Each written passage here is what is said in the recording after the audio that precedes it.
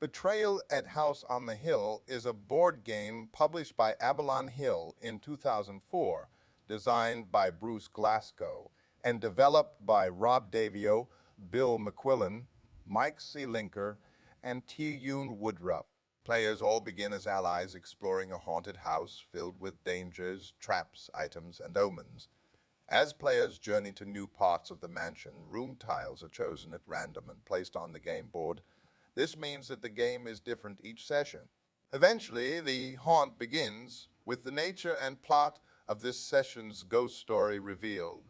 One player usually betrays the others and takes the side of the ghosts, monsters, or other enemies, while the remaining players collaborate to defeat them. Betrayal consists of two phases: the initial exploration phase and the haunt phase. At the start of the game, each player selects a character and sets the meters at the starting value.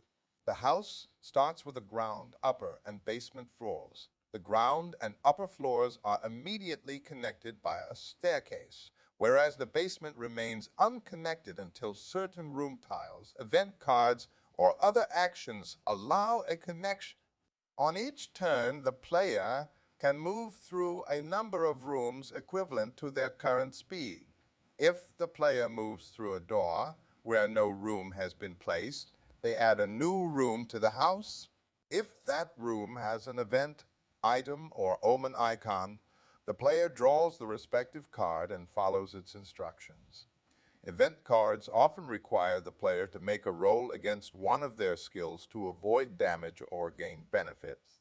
After drawing an omen card, the player must roll 6 dice, and if this roll is lower than the number of omen cards that have been drawn, the haunt phase starts. Tables in the game's rulebooks are used to determine which haunt is used based on what room and omen triggered the haunt, and who the traitor is. Though often the trigger is the one who triggered the haunt, it may be another player. At this point, the player who is the traitor leaves the room. They read through their specific haunt goals and rules from one book, while the other players read their victory rules and conditions from a second book and discuss plans to deal with the traitor. Haunts are based on numerous horror tropes, such as zombies, cannibals, dragons, vampires, ghosts, etc.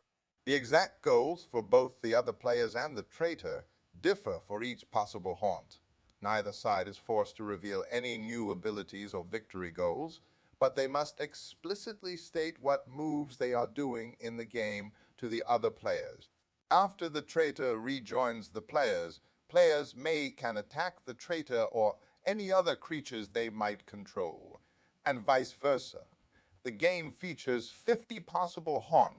Extensive errata to address unclear or indeterminate rules are freely available. The first edition is no longer in print, and the second edition was released on October 5, 2010. A Dungeons and Dragons themed version of the game entitled Betrayal at Baldur's Gate was announced on June 3, 2017 and released on October 6, 2017.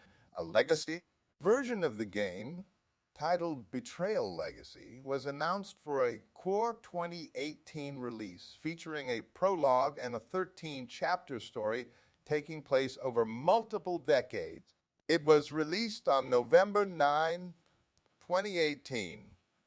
Avalon Hill released Betrayal at Mystery Mansion, a Scooby-Doo themed version of the game, on July 24, 2020.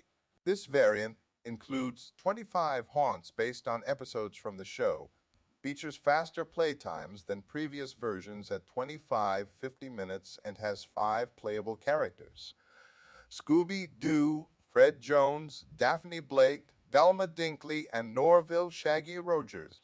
Another notable change from previous entries in the Betrayal series is that players may volunteer to be the traitor instead of leaving it up to chance. On March 1, 2022, Avalon Hill announced a third edition of Betrayal at House on the Hill, releasing April 1, 2022 in Europe, before being released to the rest of the world on August 1, 2022.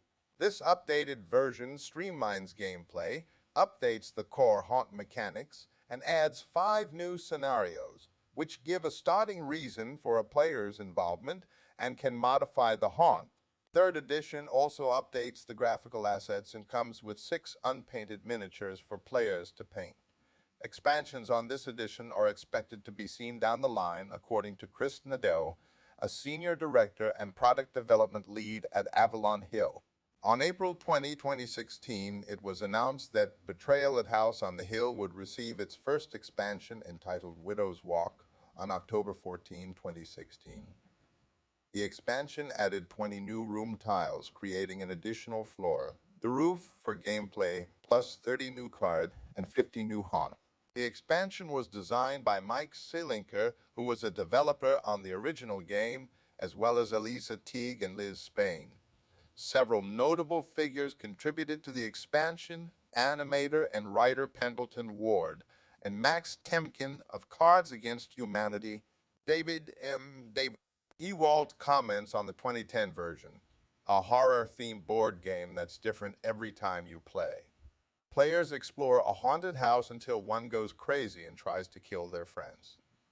Randomized secret scenarios provide surprising storylines and different rules for the killer each game. Lots of fun, particularly if you're the murderous traitor.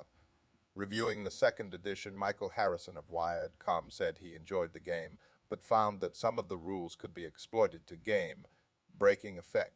A board game review in the Wirecutter stated that the game is too complex for beginners.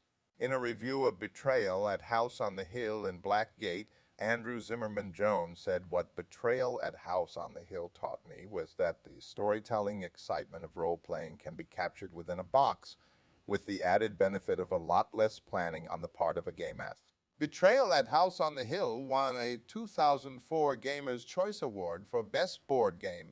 Thank you for watching. Don't forget to please like and subscribe.